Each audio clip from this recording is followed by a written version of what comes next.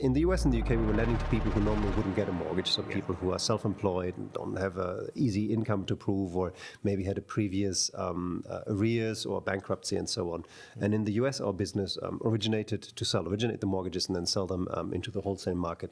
And by the time the financial crisis hit, basically that business was gone within 4 weeks, and not tens of thousands, but thousands of people were all out of business.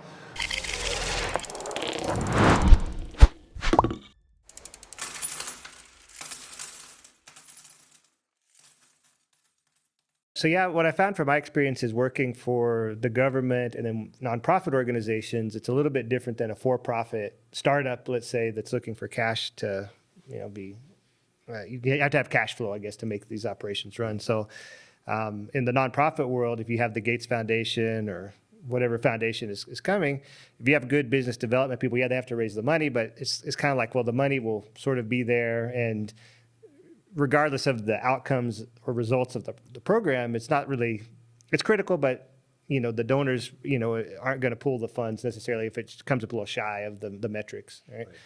So but in my case with the Safeboda, ride hailing company, Series B investment, we've got to have cash, right? You've got to keep the doors open, and you have employees that are counting on that cash, and it's the revenue generated by the app, for instance, right? So it's a very different world. I don't know if you experienced that. I guess in GE, yes, they can have restructuring and layoffs and things like that, but if you're kind of in a good position, it's not maybe as risky as like the world here in Ghana and Kenya and things like that. I don't know if you saw that.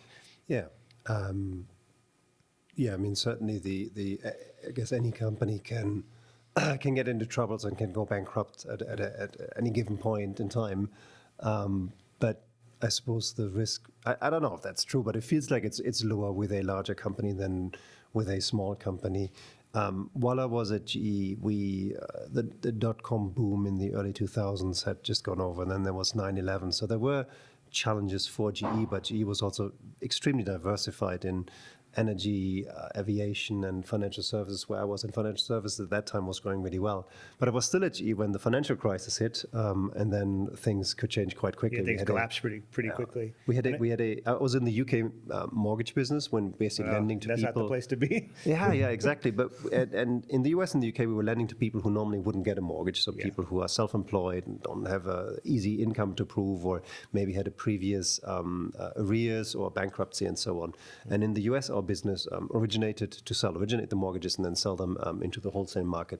And by the time the financial crisis hit, basically that business was gone within 4 weeks, and not tens of thousands, but thousands of people were all out of business. Well, in the UK, our business, we originated to hold, so we had a mortgage book of 16 billion pounds. Wow. And so we stopped originating, but we still had to maintain this. We had to prioritize collections so that you still get money even from people who are in financial arrears. You have new payment arrangements. Maybe you stretch the payments. Maybe you waive the repayments for a while and just let them pay interest, or you repossess the home. So we had usually a stock of like 200 homes, and it went up to about 1,000 or so. But that business never lost money, but it had to run for a long time to eventually sell that portfolio, because it was so big. It took years to sell it. It took like 7 years or so to wind it down in the UK and sell it. Wow. But we had to go through restructuring. We also had to reduce our cost base quite quickly, and that was my first experience with that, where we had about 120 people in technology, and everybody apart from the CIO and myself as the CTO were put at risk of redundancy, and we had to go through this process. And in hindsight, it was really tough, but none of it was pleasant, but it was like trying to do the right thing by people to get to your target of reducing by 15 or 20% or so, but doing two things. An organization that can still operate, so not just taking 20% out of each team. And how do you take 20% out of a team of 2 people, for example? Yeah. Well, you can't. So how, and then taking into account the new reality and what the business needs to focus on is more operations than building new stuff. So restructuring to make it fit for the business of the future that will still be there for years, even though we'll keep shrinking. And at the same time for people who want to stay, and prioritize those who maybe want to go, maybe allow them. I had one in my team who said, actually, instead of doing this job, I'd rather go. And so we made that work, and just really with high empathy going through that was a tough time, but it was also a great learning experience, which I then needed later on in my career as well. But I didn't feel maybe because I was lucky in that case that I wasn't among the people who could have lost their job, that didn't feel so close. While then in smaller companies, when financial troubles hit you, it can hit you can feel it, pretty quickly, right? Yeah, pretty quickly, or your salary can be delayed, which is just not so much the case in larger companies. Yeah, and as you get further along in life and you have extra expenses, and when you're a Indeed. young guy starting out, Right. you don't need much. You throw a mattress on the ground or whatever you need to do to survive, Right. and your expenses aren't very high. But as you get Right. family and kids and Right. everything, that volatility becomes a lot more challenging. As I'm now thinking what I'm doing next, quite a few people have asked me, have you thought about starting your own business? And I usually say like, yeah, for about 2 minutes, and then decided against it because a couple of reasons. You need a really good, strong team around you, and like a diverse team with diverse skills. Yeah. And I've never done fundraising myself. I've been part of that and talking to investors, but I've not done the fundraising, and I don't think I would be good at it or enjoy it. Yeah. And that's kind of important if you want to start your own business. Exactly, yeah. The other thing is I have 2 children that are now in school. My wife, we have a life and so on. So it's like that doesn't seem perfectly compatible with with startup. Not that it's impossible, but it certainly makes it far tougher than when you're a young guy, you're alone. You can decide, okay, I'm going to live in this small space. I'm going to prioritize, because if I started a business, the one thing you need to prioritize is the business. Right. But Not that the family. yes, necessarily, exactly. right? And To be successful, and that will I guess. that's probably an extra stress at that point that you need to be very conscious of. Yeah, it's pretty crazy. And I think what's a lot of people, they always want to start a business, right? I mean, that's the cool thing to do, to be a CEO and to be the boss. I realized that about myself. Like, I wouldn't be a good CEO necessarily. I can't raise money. I would probably be very stressed doing it. Right. But I can do technical things, CTO, product stuff, Right. Everybody has a skill set, and in finding that skill set that's right for you, I think you can still have a really good and successful career doing that, Right. but you have to know what your strengths are. Right. And what you enjoy as well. Yeah, exactly. I mean, I always tell people you're extremely lucky if what you're good at also happens to be what you enjoy. There's some people that are. I had people in my teams who were really good at technology, but really they were passionate about music, or one of them wanted to go and train or teach people, but they were also good at technology, and that brought in the money, but that was not passionate. If both what you're good at and what you're passionate about is the same thing, then you're really lucky.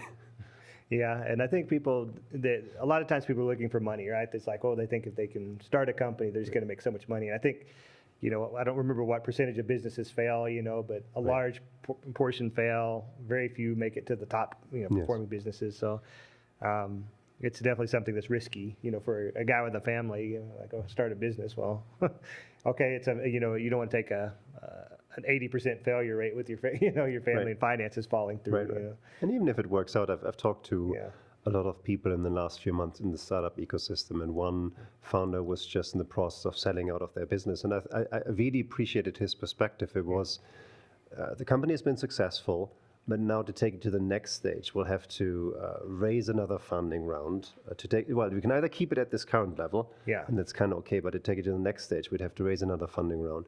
There's a whole nother level of stress and risk that comes with it. So the funding round, pick any number, let's say $2 million or $5 million, would enable us to do something, but the risk of failure and the impact on so many people would be there as well. And I felt I didn't have it in myself to take this business to the next level. He actually wants to start another business, and so he decided to set it out to a bigger European company that bought his business here in Kenya. And they're going to run it in steady mode, maybe go it more slowly, but they have the cash flow behind it, so nobody's going to leave. But he decided, I just didn't feel I was ready. He was expecting his first child.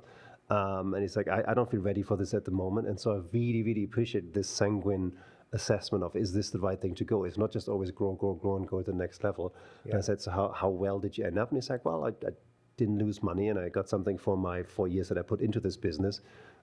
But I could have maybe made more if I'd just been an employee somewhere else and I'd got a really nice job. So even that is not failure by any means, but success is also, it's not, there are very much fewer of the ones that sort of sell out and are multimillionaires than there are successes where you've created something, people have jobs, you've not done bad for yourself, but you're not well off or amazing either, and that's still success. Yeah, and I think that's what a mistake a lot of people do when they look towards company founders or even C-suite people. It's like, this person's made it to this job title and they're just swimming in cash, Right. It's this huge thing. But where the reality is, I mean, a lot of people are doing sort of okay. It's like, having a decent living. It's not that, it can even be like, doing pretty well, I would say. You could be doing well.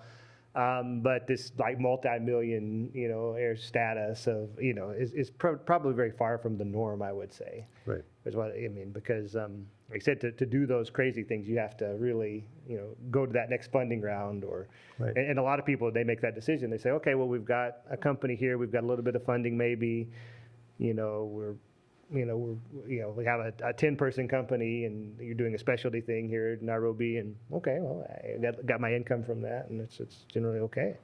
Well, that's kind of it's an interesting perspective, I would say. Right. I think it's good for our listeners to know that, because it's the dream is very different than the reality a lot of times. Right. And that's not to say that if you really are passionate about something, you shouldn't, go raise Series C and D funding and go, do the whole exit and everything. But it's sometimes not the reality. Well, although I would say when you talk about fundraising and further series from just my impressions of having observed the markets and a bunch of companies that have gone bankrupt or where the key investor has merged them with another company over the last, let's say, 2 years or so in our market. And then having talked to some founders, I now have even more of an appreciation for the companies and founders that prioritize profitability early on. They may limit their growth prospects at some point, but it seems to create a sort of more of a cushion for. There's some founders who are just amazing at raising funds, but even they may stumble at some point, or the market, the whole world may be against them because all the funding from Africa is being pulled, or in fact, in the world, like there's less startup funding, and then you can leave a very large team high and dry when you're not able to raise this or interim funding. Or if you're achieved some profitability or cash flow positivity early on, if that's possible in that industry, your dreams of being the next Amazon, Uber, or whatever it may be of sub-Saharan Africa may be farther away, because those companies, Uber, Airbnb, and Amazon didn't go for profitability first, but it may be the more realistic, in my opinion, the better approach of doing it, especially in our markets because if you go bust, your employees tend to be more impacted than if a company goes bust most of the time in Silicon Valley, where they move on to the next startup. It can be much tougher here, where people find new jobs, and same for your customers. If you provided something of genuine value, whether it be insurance or clean cooking or electricity through off-grid solar, if you fail and that gets switched off, your customers are not just inconvenienced. They may be really messed up, basically. Yeah, losing a product, No, that seems very true. I mean, I haven't ever lived in Silicon Valley, so I haven't experienced that kind of culture. I haven't that's either, there. so I'm just from reading. But it does seem to me, right? Yeah, a company raises, $20-30 million Silicon Valley, ploop, they've run out of cash, they're done. Okay, I'm a developer there. Okay, I just hop to the next company. Right. Down the road, there's lots of them hiring, lots of them getting funding. This thing with like Amazon and Uber and these companies, I mean, they went for years without profitability, and they had to have had huge investors just behind them consistently pumping in cash to support that. So we're here, maybe the market for investors is it's a smaller market. There's less investors that are specialized in that. And so when money runs out, it runs out pretty quickly, and then and the company's crashing. I've seen a lot of big companies in the news who recently here who have, we have $100 million valuation, and then they're just done. They're gone. And so, and it, like I said, it impacts the employees, it impacts everything. And even in my company, Safeboda, I mean, there's been some tough times. We've had to, have, look at cost savings and things like you kind of mentioned with the GE scenario, right? And how'd you find that when, I know you mentioned it was kind of a tough time at GE when you had to go through the restructuring process. Did you, I guess, were you seeing that there's like a lot of really good people that, you were just given a mandate like, okay, I'm just going to have to cut the budget by this percentage, and, just who was impacted gets impacted type of situation? Yeah, we had company-wide targets, and then for each department, each function, before we looked at headcount cuts, we looked at the discretionary budget, the OPEX budget, the CAPEX budget was wiped out. And I remember from my OPEX budget, sort of year on year, we tried to take out stuff and like, for example, replace old equipment with new equipment that's cheaper to run, where it's lower maintenance and so on. Yeah. So every year I was used to like take your budget and take out 5 or 10%, and then add in only genuine new things where you provide new capabilities to the business. And during this crisis, I upped my risk tolerance sort of and took more out. And then I said to our chief information officer, like, there are a few more things that we could take out. I mean, surely nothing is life sustaining, but there's a risk to it. So I remember we both went to our CEO and I said, here's a list of addition. I can take £500,000 here or £1 million here, but here's the consequence. Then, for example, if we don't pay maintenance on this, we may be fine. Yeah. And if something happens, we'll be totally screwed and the call center won't be able to operate. And the CEO didn't want me to do any of those cuts at all. Yeah, So apparently my risk tolerance, even though I upped it, he didn't have any higher risk tolerance. So at some point, but then we had to look at people costs as well, especially if you have less program spend, less maintenance spend. Yeah. You're not going to be able to, you may have more people than you can do stuff. And at that point we had the budget set, and it was a lengthy process, but and with a lot of structure, sort of part of it given by UK employment law. But I really appreciate it because it basically gave the employees a right to have to be consulted, to talk in it. Mm-hmm. And so we created these groups, like all the project managers and the business analysts are, let's say, in one pool. And as out of this pool of, let's say, 20 people, we proposed they will only retain 10 positions. And so they could then discuss with us, actually, you think you need more, so that employees feel a bit more in a tough situation, a bit more of a stake in it. Maybe we have missed something. So if we cut back here in this, maybe we've missed something. And then secondly, then in this pool, so okay, fine, if it was 10, we have to lose half of the people. How are we going to do this? We propose that we do it, let's say, based on performance ratings and And I was never for years of service. So to me, years of service was irrelevant. But I understood that some employees wanted to do years of service, primarily the ones with long service.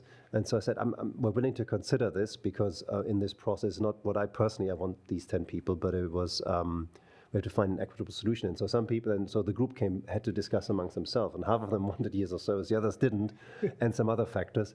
And where they couldn't agree, then we went with whatever was there. Where we made some changes, and then basically it becomes a sort of a bit impersonal, at some point an impersonal, but also then less emotional aspect where, once you've agreed, here are the criteria, and we're going by this.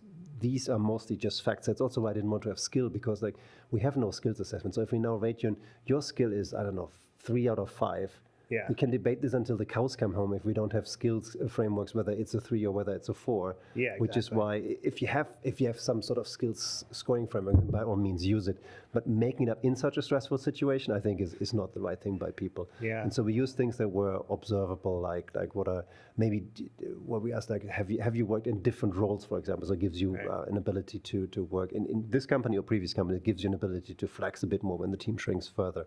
And we went through this process, and there was also a good severance package, luckily, but it was always keeping people on board. The people that leave, that they're not really pissed off, and then they kind of cause trouble. Not just because of the trouble, but you also want to do right by the people who go there, at least make it humane for them and the best possible way. Sure. And secondly, for the people that stay, that they don't feel like I'm on this slowly sinking ship, which effectively it was, because we always knew it would eventually go, but that they feel at least like, okay, now I'm going to recommit to this rather than wait for. The other thing is, like, you need to messaging, like, you're not going to wait for the next round that will happen in 6 months, because then you will start losing the people that you retained. You will start losing them as well. Yeah, exactly. It's probably one of the toughest challenges as a C-level type of person that you have to deal with. I think that to me that's been one of the toughest parts of the process, because like you say, you kind of try to make everything very impersonal, like kind of like a framework. Okay, here's the framework, but at the same time, it's like you have the workers who are your friends, or people that you really enjoy working with, I guess you would say, for the most part, and people's lives are impacted, and so you don't want to see them hurt by the situation, and you try to. So it's a very tricky thing. I found it to be like one of the stressful parts of being a C-level leader for those who want to go that route. I think that's one challenge, that you have to really develop a skill set. Particularly someone like myself, who I don't really like conflict very much. Right. I'm like, I don't, I want to be sure people are happy and mediate things. And Right. yeah, and then it's like, okay, well, you're going to have to do this action. And it's like, Right. you know. No, it's definitely not enjoyable. But I think as a leader, you also owe that to your people. I had that in a situation where 50% of my team would have to go, and including myself. And so I was like, I want to make sure that the people who stay are the ones who actually want to stay, are good, but also the ones that want to stay. So I had all these informal conversations. At that point, it's really difficult. It's very much based on trust, because you don't want to ask somebody, do you want to go or stay? But you kind of want to get the answer to that implicit question. So you don't have people staying who really don't want to be there. And a lot of it is based on trust there, and it's like, look, there may be things happening, and can we have this conversation? And so that when you do this, at least you do it in the least disruptive way. And the other thing that was really important to me was to have all the discussions, have a discussion with everyone. I talked to like 30 people, including the people staying, because I didn't want to be like this thing. It's like, if you only talk to people who are going, then like by the second person, it's like, oh, if you have a meeting, then you're doomed. So it's like, no, I don't want the people who then feel like they're being publicly shown off. So I want to talk to everyone. Also talk to people who are staying, that, look, there's also a future for you there. And maybe in a way where you're going, you're in a weirdly stronger position, because you're not better off than them. You're also leaving. But I insisted on doing it myself, because there was a discussion where you're leaving yourself. So maybe your boss should have the discussions. And I was like, if you tell me that's what you want to do, then fine. But I've built this team. I care about these people. It's not a pleasant discussion, but I fear that rather hear it from me, especially as I brought some of them in, saying that, like, look, we grow this, and we've built this team, and we have such a, and now when it falls apart, I also want them to, not because I enjoy it, by no means, but I feel it's just the flip side of the coin. Then you also need to be the one to have that discussion, as much as you don't, as much as you hate it or don't like it. It's the other side. Otherwise, it's a bit like weaseling out of the half of the leader's responsibility. Sure. Well, the one thing I found, having gone through that process, is one of the things I really try to do is work with the leadership to steer things where we try to avoid those type of things happening in the future, right? You kind of go through and like, okay, now what? I mean, and like you said with the GE thing, which is kind of interesting. I guess you're working on kind of the loan side of things, the mortgage side of things, and probably from a tech perspective, you probably didn't have a lot to do with like the loan decisions they're making or the policies that they're doing there. But I remember, I used to have these GE. You go to a appliance store, right, and they'd be like, okay, I want $10,000 of appliances, and they just run a quick credit check. Oh yeah, fine. Take all these things and $10,000 worth of appliances, and you'll pay it off. That's fine. And I never felt like they were really checking things, or I mean, maybe like a very basic check, but. And so I can imagine, like, once things started collapsing, people were like, oh, I'm just not going to pay for this stuff. And like you said, within just a few weeks, it seems to have collapsed, right?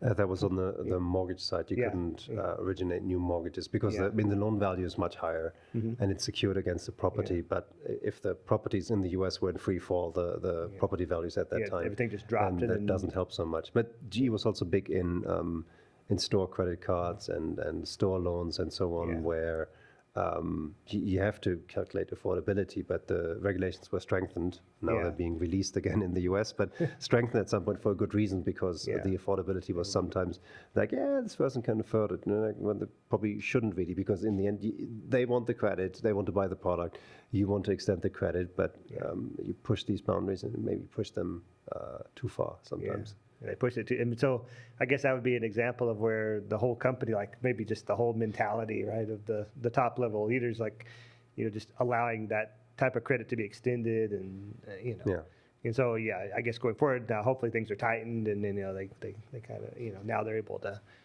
tighten up the policies and kind of try to avoid that type of thing happening again. But of course, how the cycles go and stuff like that. It's possible that. There was at one leadership conference where one of the global business leader said, and I don't know if it was genuine, but it was like, we're doing such a great job for the world because we're extending credit to people that otherwise wouldn't get credit. So that was, and I didn't know whether they believe it. And then another more sarcastic senior leader, probably Brit, kind of went to him and saying, you mean we give credit to people who really can't afford the credit? I'm not sure that's it's a great thing. Like, and it was obviously not absolutely true, but it's like, if you push it too far one way, it's like, we're this great thing giving credit. And on the other hand, it's like, but we still expect to be paid back, and these people may struggle more than they can afford to pay back. Yeah. Well, and that's kind of interesting, and maybe that's a kind of a segue to, okay, now you're here in Kenya, and there's a lot of these companies and programs, I don't know if you had this at Koko, where, people are getting kind of like microfinance, right? Like it's like extending credit. Did y'all have programs like that at Koko, or is it? No, we refrained from doing any credit offering. So we sold the cookers, we sold the fuel, and the cooker pricing was a challenge because the cost to make the cookers and ship them and sell them is significantly higher than what you could possibly sell them for. But then they're also very long lasting, and the whole business model involves carbon credit, so it's complex. Yeah. But at some point, I think the initial launch price was like 6,000 shilling, and that anyone bought it for 6,000 shilling is amazing. Yeah. And dropped to 3, and it was really challenging. And when I joined, we were around like 3,500 shilling, and we sold about 4,000 cookers a month. And eventually, we dropped the price to, in 2021, we dropped it to 2021, and that seemed to have got to like a pivot point where we sold about 30,000 a month. So wow. Massively faster sales. But also by then we've achieved some brand recognition. When I first came, I remember going with the team through various streets and shops of Nairobi and just showing this cooker, and fewer people had seen it. And at some point, when you get to hundreds of thousands of customers, like, oh yeah, I know somebody who has one. But the one thing we always said is like, we will allow you, we had a program to pay in effect in installments, but you had to prepay an installment, so you kind of had to save up to then buy it. Yeah. We did not want to extend credit because as powerful as it might be, then we knew that there may be people who can't really afford it, and then what do you do, repossess the cooker and so on. And secondly, there's a whole nother complexity. Like the whole off-grid solar industry started with, by now it's all off the shelf, China-made equipment, but at some point it was like custom-made and custom designed. There's all complexity to that. But then they were all effectively asset finance businesses as well, because they can only be sold through pre-financing and then getting it back through the electricity prices. And so they were effectively like a finance business and an engineering business together. And I think that's why a lot of them were struggling and they pivoted, or some like Mkopa, purely finance businesses now, and the whole solar and engineering thing has sort of fallen away because there is value in that, but there's also complexity. And with Koko, we said we don't want that extra complexity. We find other ways to sell the product rather than finance. Yeah, and I guess like you said, the initial investment, if y'all could lower the price and kind of, I guess, take a hit or get the carbon credits or whatever you had to do to do that initial, part of it, and then you're getting the gas, on the other side of it. With, I guess, like I said, it's complex business, right? It's kind of pretty hard for the average person to understand. But a lot of businesses seem to only work through credit, like in the e-mobility space. Mm-hmm. I imagine like pre-saving up to buy a motorbike outright would not really be a feasible proposition. So in the end, or off-grid solar, if the solar installation costs thousands of dollars, then that's the only option. So I don't want to diminish credit. It's probably a necessary enabler for many industries, and microfinance, as you mentioned, that I think is has a solid or good idea in the back end, but I don't know if the execution works out in that many cases. I talked to, in my talks over the last few months, to some people in the industry, and there was one institution that was a non-profit, and had been funded, like you said, for decades, literally decades. Right. And their success was that they had a couple of 100,000 customers in, I can't remember, Tanzania or in Uganda. It's like, this is a country of like 50, 60 million people. Right. And if you've had like for decades, like, is that a measure of success? And anyway, what is the measure of success? That they take a loan and they pay it back? Or is the measure of success really that they take a loan for, let's say, seed, and then because they were successful, they then take a loan for boda to take it to the market? And that's in theory, but the practice is probably they take the same loan every year because it's just the seed. So the progression is not necessarily there. It's just for the same seeds every year. Right. And so does this actually solve a problem? Does it perpetuate it? I find it very difficult. So I see the value that credit can provide in funding, especially productive assets. So if it's like a boda that you can then ride and do transport, and that kind of is necessary for your business, or buying seeds for a farmer or so on. Yeah. But I'm not sure in its current implementation and with the current actors and so on, if it's been that successful, where there are many lenders, and how much impact, how much poverty alleviation, how much economic growth have they really financed versus just a revolving thing where you just finance the same thing every year. Yeah, you're funding the same thing every year. No, that's definitely a big challenge. So the previous company I worked for, 1 Acre Fund, so we would do microfinance for fertilizer and seeds for smallhold farmers. And really a lot, millions of farmers, would get this product, right? And the one key start with it, which I guess is a good thing, is to get the farmer past what we call the hunger season. So, Right. increasing their harvest so that they've got enough where they're basically not hungry, essentially. And yeah, I was always very passionate about, okay, what's the next step here, right? Because you've got your plot of, whether it's a half-acre plot or quarter-acre plot, whatever it might be. Okay, you do that season, you're not hungry. Okay, next you take the loan the next year, and you're cycling through that. And what I found to be interesting, because I would just be like, well, why doesn't the farmer just buy their neighbor's plot and make it an acre now and then 2 acres? Right. And I'm from Texas. In the U.S. these 20,000 acre farms and crazy machinery and everything. I'm like, why don't you go to that model? But there's I guess cultural aspects, right? People don't want to sell their land; it's their home property, and they're not combining property with each other. And there's dietary things, like people like to eat certain foods, right? And they eat ugali, they eat, very staple foods, and it's not like they're going to be growing passion fruits or some other kind of food there. And so yeah, it's hard to get that mentality though, to be like, okay, yes, you have this plot of land. What's the next step? Can you grow a crop that can you grow coffee or something that's going to make more of an income, or can you do cash crops? Getting past that hurdle was a really big challenge, I would say. And I think I haven't been with the 1 acre fund to see exactly what they're doing these days, but I know there's a lot of ideas about, well, we'll grow chia seeds and avocados and things. I think they're doing that actively, but I don't know how successful it is to go to that next level for all the farmers. But yeah, you hit this wall, I think, is basically what we're realizing, right? It's hard to get past that level. Because I think in the U.S., you can go get a business loan and you can start a business, and then the sky's the limit. You can, continue to grow and grow and grow as much energy as you have. Right. But it doesn't there seems like there's barriers here sometimes with the microfinance. Well, also the interest rates on microloans or on any financing are significantly higher in country than in richer countries. And then internationally, for Kenya to borrow is significantly more expensive than for a rich country to borrow. And there may also be a genuinely accurate question of, am I going to achieve that sort of return to get more than the interest rate that I'm going to have to pay on this, which is understandable and is a very fair consideration. Yeah, exactly. Well, what else have you seen since you've been in Kenya? Let's say Kenya, for example, that's been kind of different than, your world of coming from the UK and the US and all the, from a business perspective, what else have you seen that's been like quite shocking to you or different? What always comes to mind first and what's different is the talent market in tech, where I've worked before. UK probably has a similar population to Kenya, and it's not been necessarily easy to find people, but there's been a pretty deep talent market, luckily. And then coming to Kenya, it's probably better and easier, definitely, than in Ghana. But it's sometimes difficult to find certain skills and find the right people.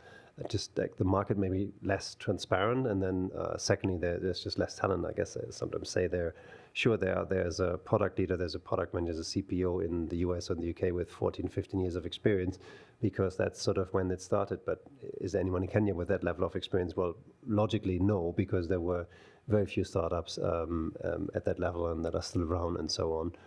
So talent has been a lot harder. I did a rough calculation in my head, and I said I've probably done, I remember, like 600 or 800 interviews in my career. Interviewed people, not me being interviewed. And half of that was probably in the first 20 years, and the other half was in the last 4 years. Yeah. Because in Koko, first of all, I don't like to outsource that to an HR function who can, it's like, sure, they can check, is the person alive, do they seem nice, and do they have a CV? But I feel like in half an hour I can do the screening check and get a little bit into what's their style, what's their culture, what's their experience, sort of, because I can ask some questions that are easier to evaluate when you're in the domain and not an HR person doesn't know about product management, for example. But then also we try to streamline our interview process at Koko, try to make it as as manageable as possible for candidates. When we asked them to do a take-home assignment, we did it at the very end of the process so that we don't waste their time up front. Exactly. Yeah. But there were a lot of interviews, and for some roles, I kept saying, it's like once we decide we want somebody in this role, the more senior it is, we should plan it will take us at least 6 months to find them. And maybe that we're picky or that we're different from other companies, but we're very clear on what we were looking for from a culture and experience perspective. And that was, I think, I'm fairly confident that was longer and harder and more effort than in any of the other places I'd worked in before. And it was worth it in the sense of then when you find the right person, you're really happy and you can also help your team grow and so on. But that was definitely one of the things that was quite different. The other thing that was different is before I'd worked in financial services and professional services, so it's sort of all virtual. Sort of, I wasn't in consulting at PwC. I was building technology for the company, but there was sure there are real customers that buy a GE product, that buy an aircraft engine or buy a finance product, but it was quite far removed from them building tech. And now in Koko, I was building or evolving the products that are for customers and going directly to customers. So that's not a difference. That was just a difference in my role.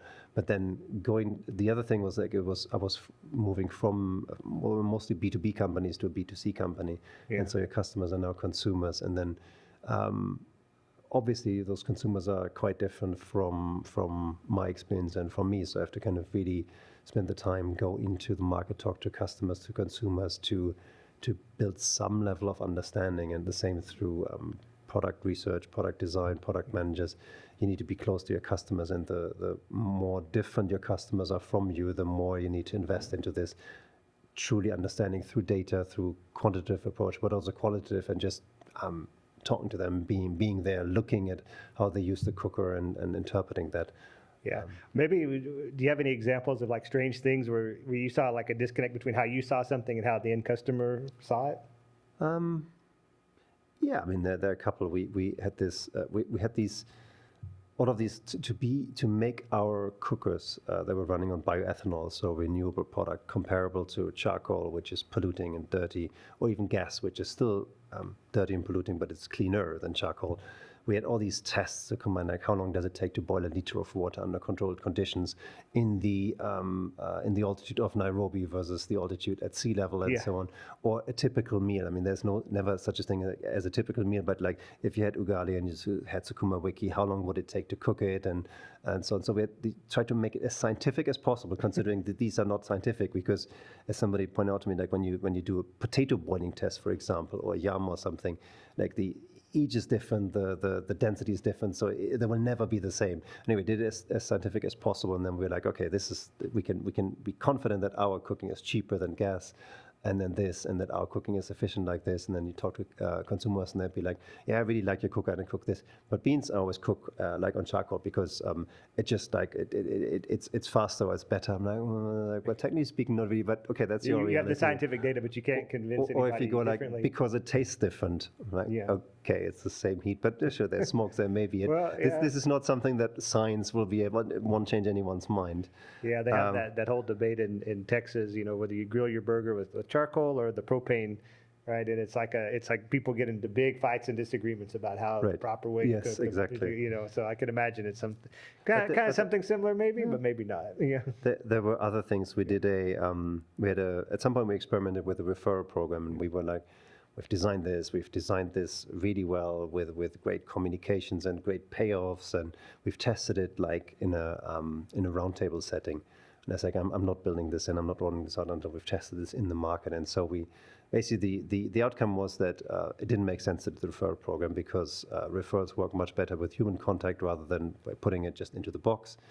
Because when you buy a new product and you open the box, then you throw all the paper stuff away, just onto the product. That's just whatever product you buy, a cooker or a laptop or something.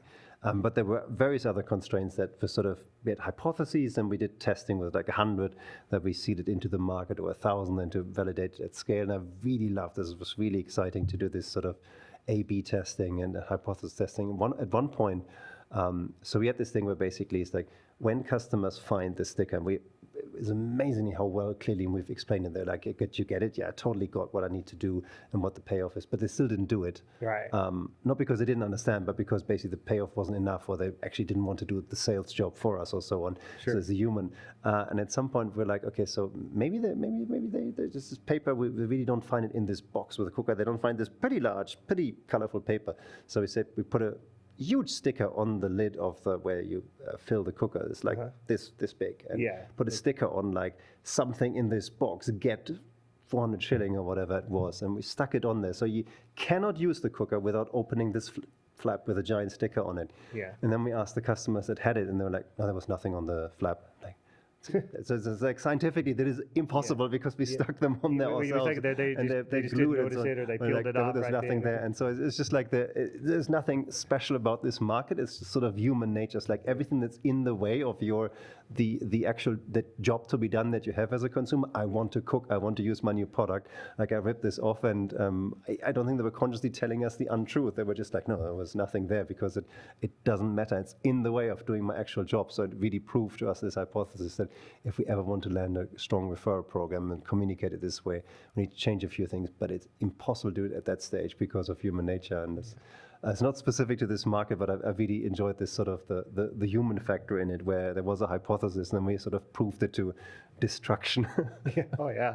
No, I can see like the design is so important in this market, even particularly if you're dealing with tech products where you're dealing with maybe the technical literacy isn't so high. Like, I deal with the Boda drivers, motorcycle drivers. We have the app that they have to accept pings from people requesting rides. And we spend so many hours in design meetings, just going over, well, we could, it would be beneficial to increase, the font of this, or to move this from the top to the bottom of the screen, yes.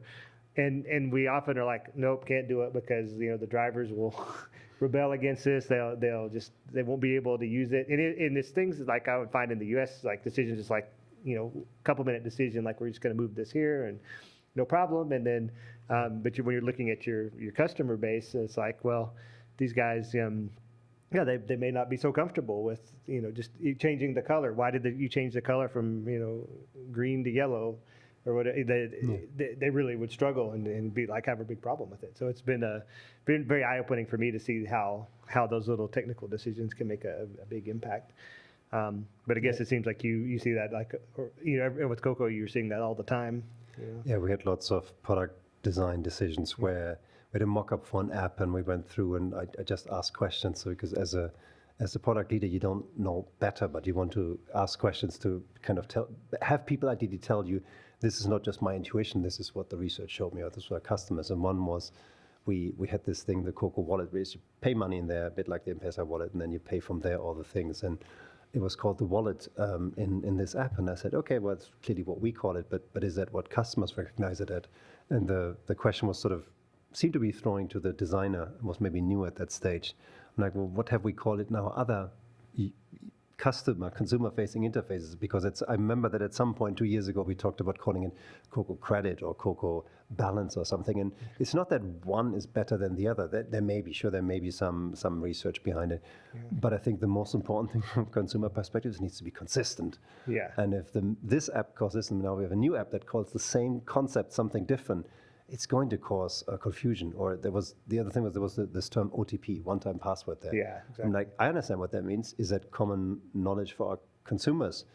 Because otherwise you should spell it out. And then we're like, no, it's common knowledge because, I don't know, let's say Safaricom calls it that. And I was like, okay, well then I believe that is that heuristic, because if everyone has Safaricom, they call it that, then that's good enough of a standard for me.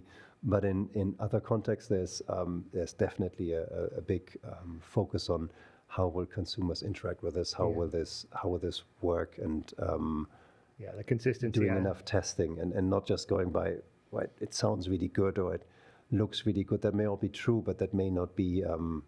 Is it maybe for the consumer they compare it to some completely different app that we have never considered, but for them it's somehow for many of them this is similar to that app, and so we should actually maybe adopt some of their terminology. Yeah, and you have to really be aware of the market and what the popular terminology is. I've seen this with, should we call it deposit or top up or, add money or, you trying to decide all these things. And, a lot of times my intuition would just be like, well, I like the way, I don't know, deposit sounds. Let's call it deposit. Right. And it's like, well, no, but since Safaricom, it's called a top up. So, you have to be really aware of what's happening in the community, and it changes quite often. And I find that's one thing that from being a foreigner, it's been like a little bit of a challenge, because I might think something's very intuitive, like, oh, well, here's how we would do it in the U.S. Well, it doesn't always translate. Have you had any experiences like that, where you've just been completely off on something coming from outside the country, where somebody's kind of told you like, hey, this is,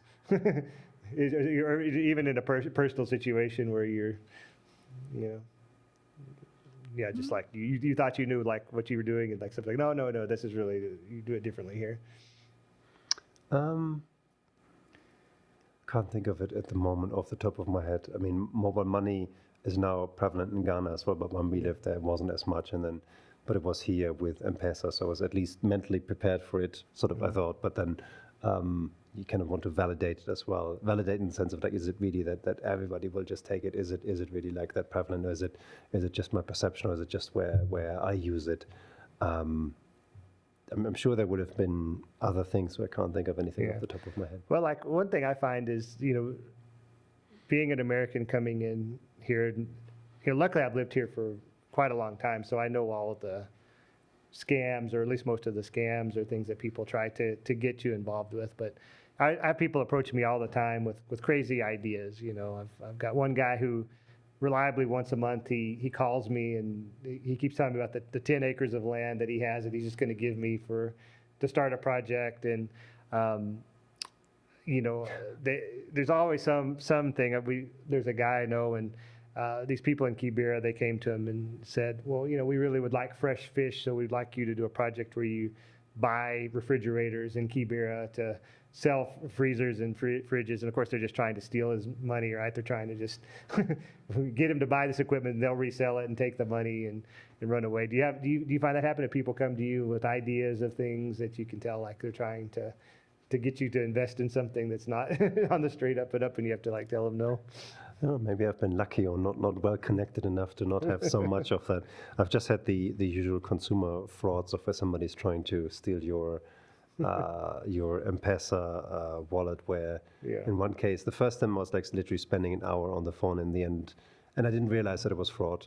But I was being I guess naturally suspicious that in the end, even though I divulged a lot of information, it didn't succeed. But in another case with another family member, it did work. But then I managed to take the number back from them. So at least I got the number back, even though the M-Pesa wallet was emptied. But I think that happens to everyone at some stage. Like once you've have it happen to you, then you're a bit more cautious. I also had my phone snatched, but then again, once it happens to you, you're maybe hopefully a bit more cautious. Sort of need to go through some of those. Not that it just happens here, that happens now. That's very popular in London as well. Not when we lived there, but now. Motorcycle phone snatching crime, apparently quite sophisticated, with where they're trying to get it when it's unlocked, or they observe you before with the unlocking code. So it's just things can happen everywhere around the world. Sure, the amount of schemes that I've seen people come up with, they just sometimes, and you start to think like, okay, these guys have such complicated schemes. Like this person should be like the CTO or the head of the company, because the idea they came up, I would have never come up with this idea. I mean, obviously, for ethical reasons, they shouldn't be doing that. But with our technology and process design at Koko, we always try to sort of red team it and think of like, how could you fault this payout scheme, or so? How could you basically defraud us?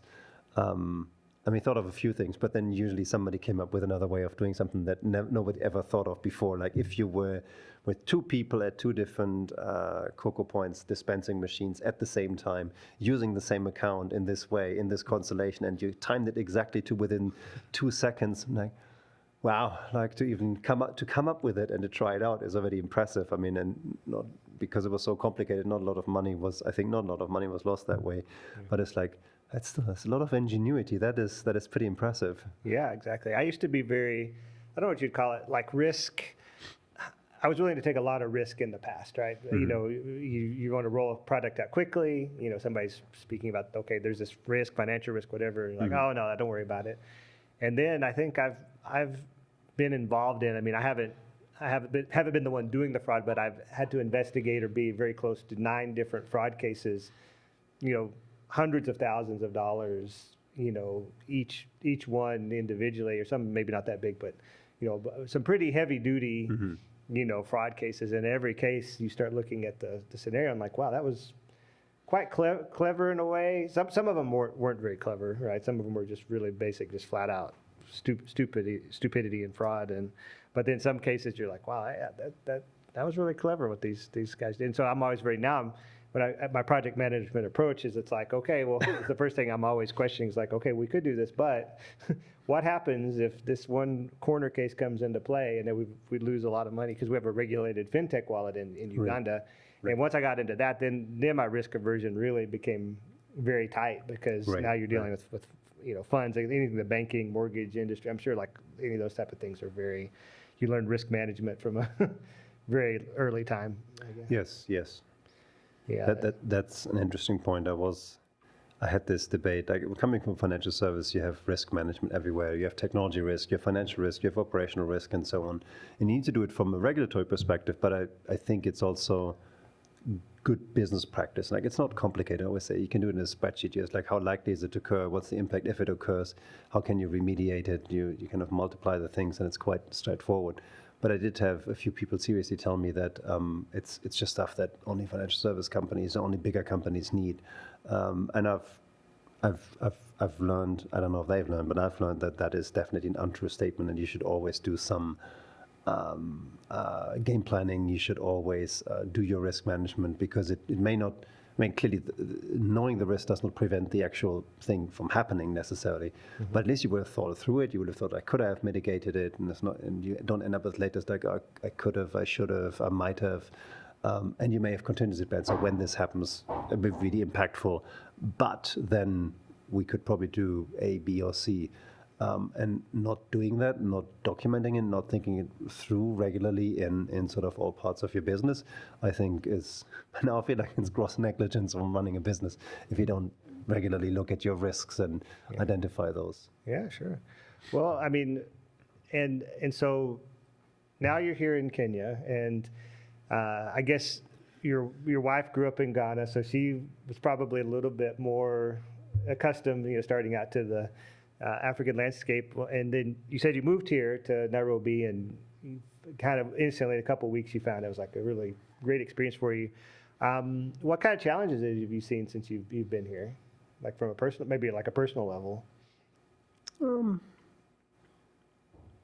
don't know. It didn't feel that challenging. Sure, some things are maybe a little bit different or harder. Then they may have been moving from the UK to the US. Yeah.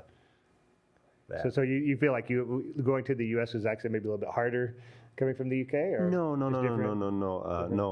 Some things are a little bit different, and so that took a little bit of time to figure out. Like, when I buy a car, how do I make sure that I'm not being defrauded, and that's really then, and so on. But it's just maybe also being a bit overly cautious, but things to figure out, but I wouldn't call them challenges. Figure out where you get certain things, where it may not mean you don't have Amazon to just order something from and get it directly, but they're just minor inconveniences. And Nairobi has been amazing to us. Kenya has been amazing. We absolutely love it. The weather is great, and in Accra is really nice in Ghana, but it's like it's worse than being in Mombasa. It's sort of quite humid and hot, uncomfortable, and that can be difficult. Temperature doesn't bother me so much, but the humidity really bothers me. So then that makes it tougher. And Accra at the time was also had less choice than Nairobi, and fewer options. Although that's now changing as well.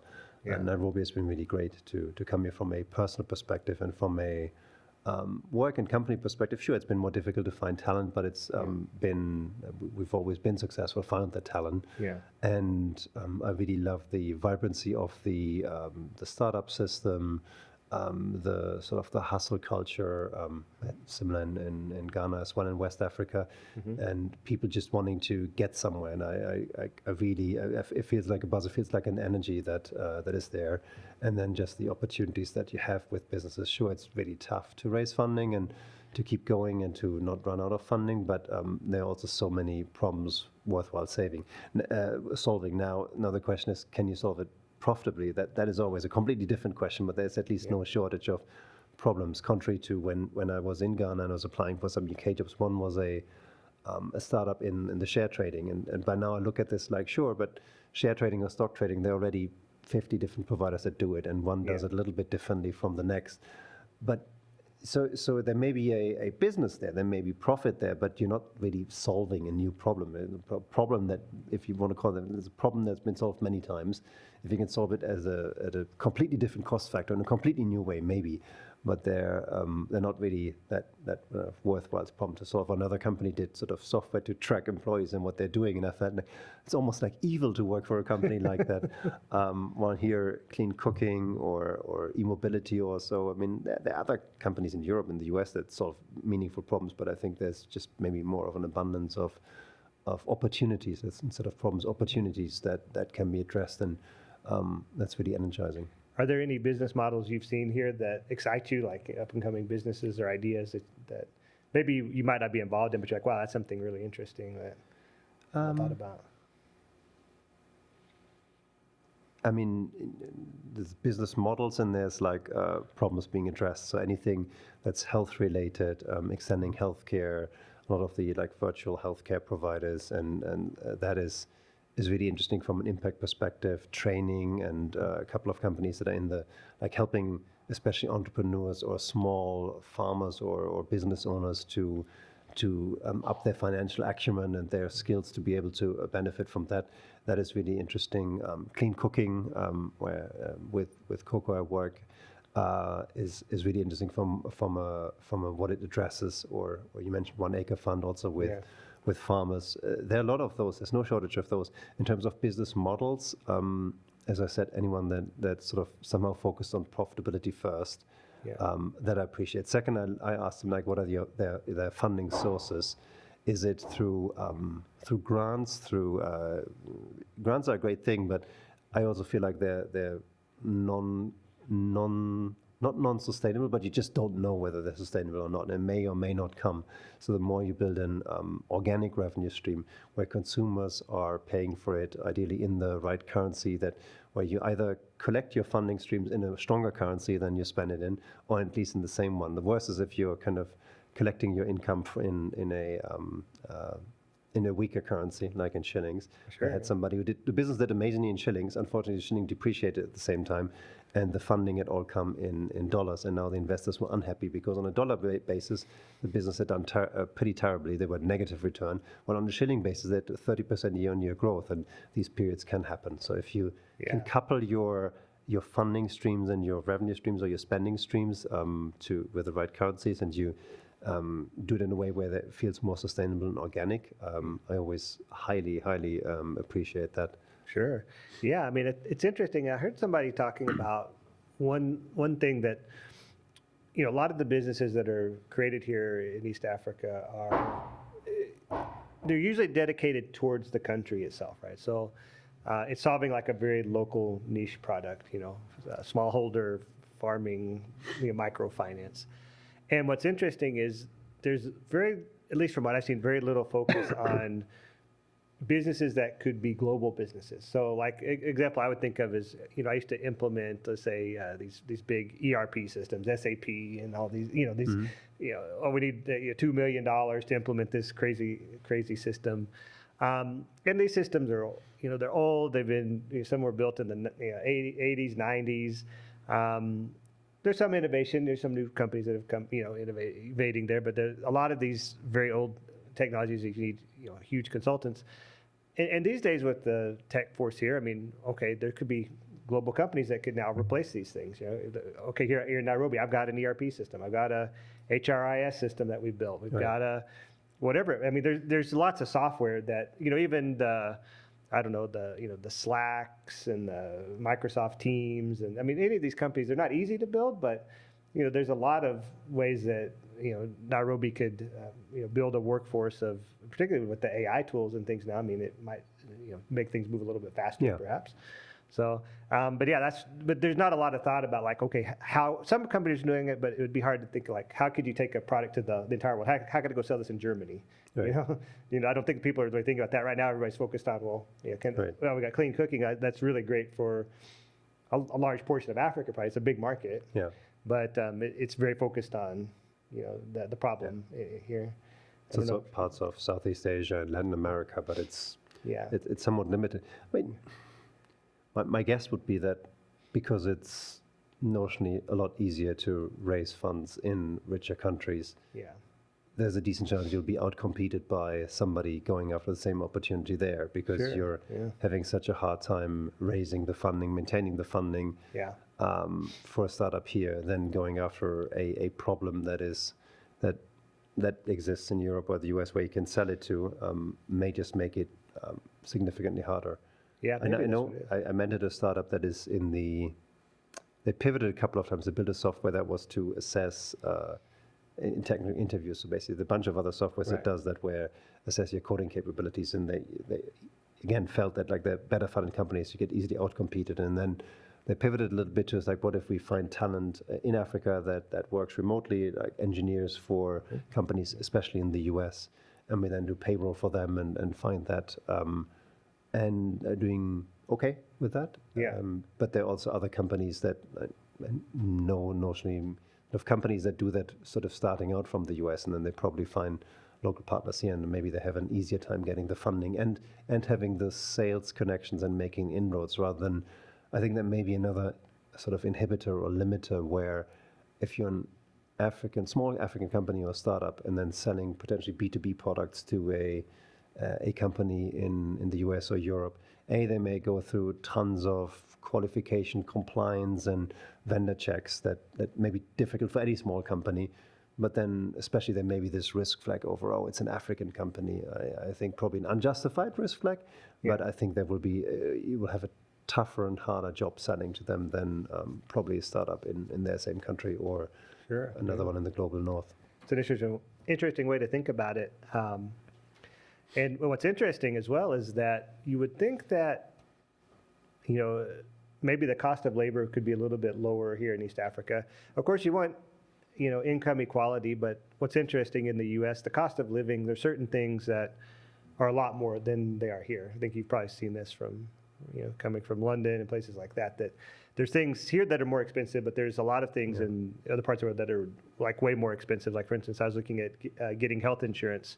It's like, for my family, I need $28,000 a year just to get American health insurance. So if I have a major emergency, that I don't have a problem.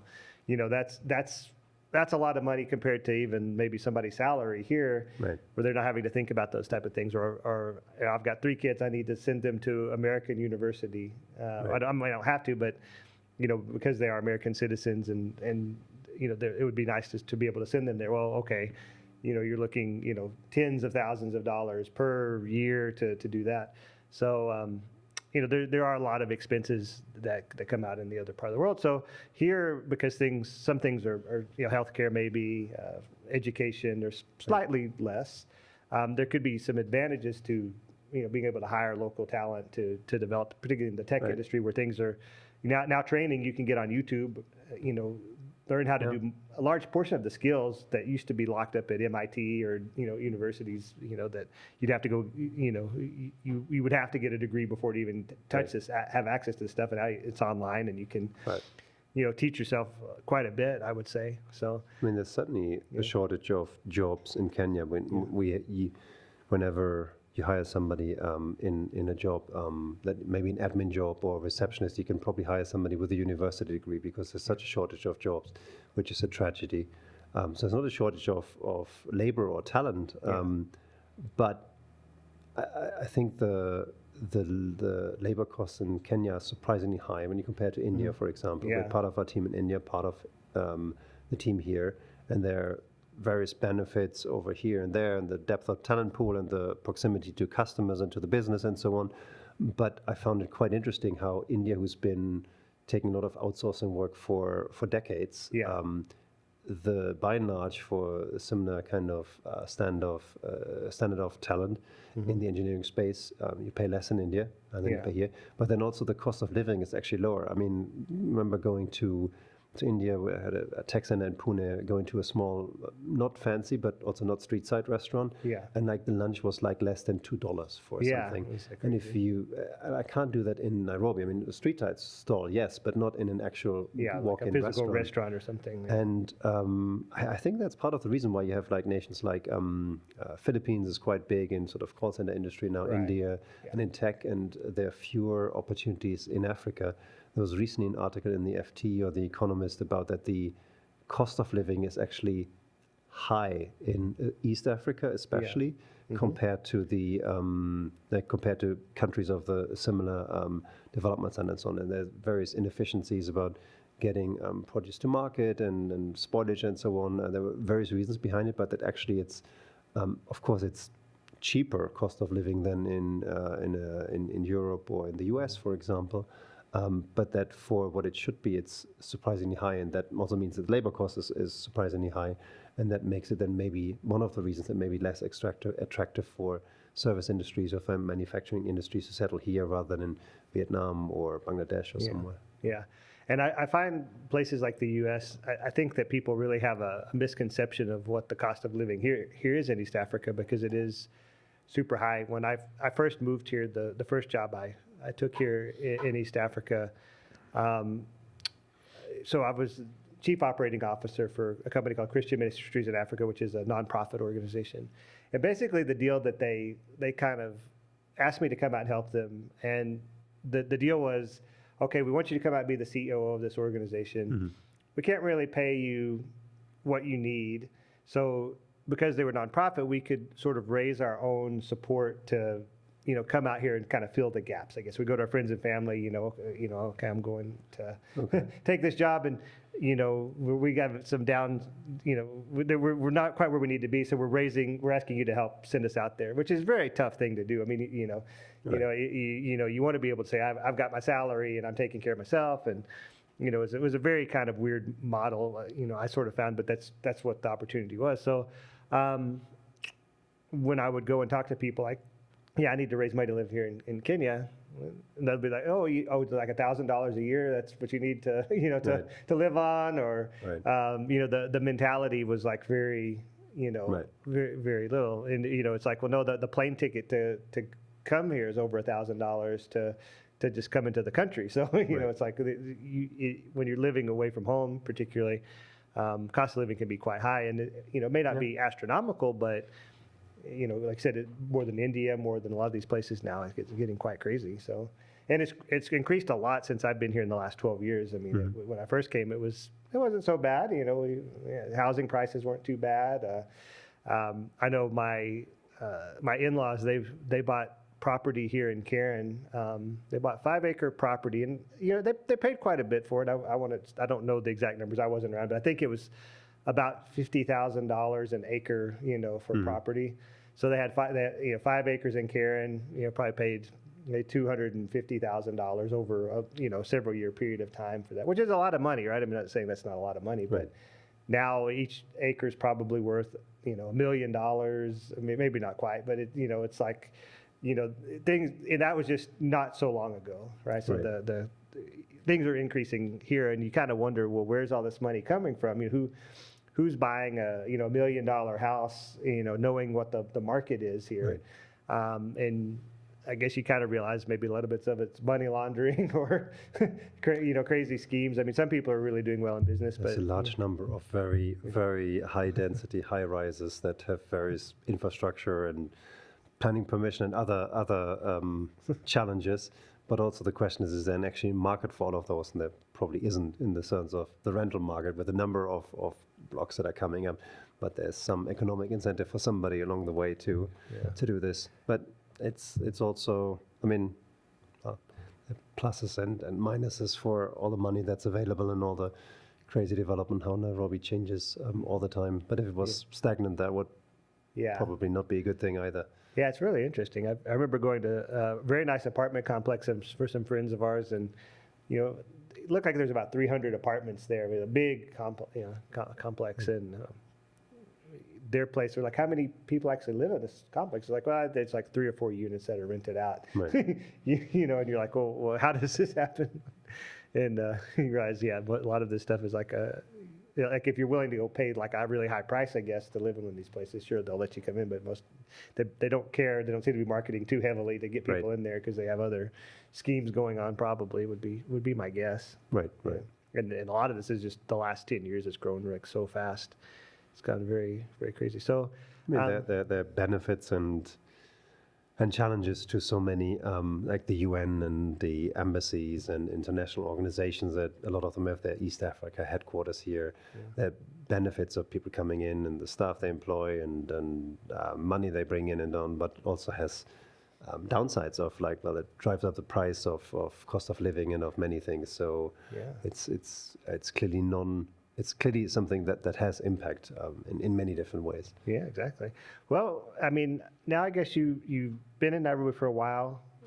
What's sort of the next steps for you? I mean, I feel like you sound like you want to be in Nairobi for a while. Is that sort of your plan? Or are you kind of open to whatever the next steps hold for you? Or No, I mean, as a family, we're clear we want to eventually go back to the UK. We briefly considered other places in Europe, but want somewhere for the sort of to settle at some point. UK is kind of the home Yeah, base there's for this you. home. There's a lot of my wife actually growing up in Ghana. There are lots of other Ghanaian families and friends who grew up with her, who also all through circumstance ended up in London. So we have a kind of a strong small community there. We want to eventually be back there, but.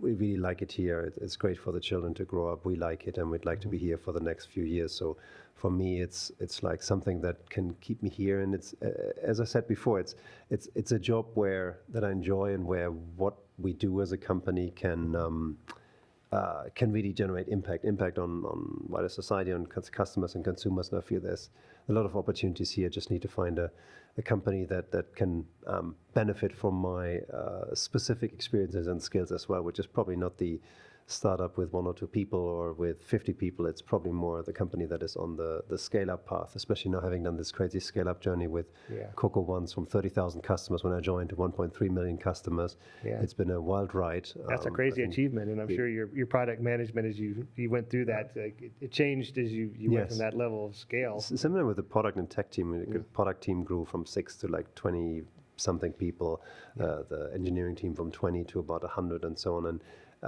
it's a measure of success, but it's also it's challenges that you encounter along the way. And one of the things is I would probably not want to scale as quickly those teams as I've done before, because you need to be more cautious. Again, it comes to the funding and to the safety and so on. But you learn many things along the way, and I think that's a valuable experience. But there are probably fewer companies that are embarking on that scaling and so on. Some of them have struggled over the last 2 years, may not exist anymore. So it's finding that right company that has the right impact and allows us to stay here for a while. Sure. No, I know I went to a meeting with about 30 CTOs a couple of weeks ago. We kind of have like an industry type meeting. And what I found is most of the CTOs, they have really good companies, right? They're at that growing stage. Maybe they have a Y Combinator who've come in and, they're growing. For the most part, though, I found, they're kind of at that point of maybe 10-person tech team, 15 maybe. Growing, like you mentioned, you could probably make a pretty good living out of this, at a team of that size. But like you're saying, with somebody with your skill set, getting to that growing stage, there's a lot less companies that are at that position. I'm assuming, because even like my company, Safeboda, we're Series B funded. I think 10 years old, so still Series B after 10 years, just now getting to profitability. And really, I wouldn't say it's a struggle, but it's super hard work to get to that level of scale, which is not like a super big company, right?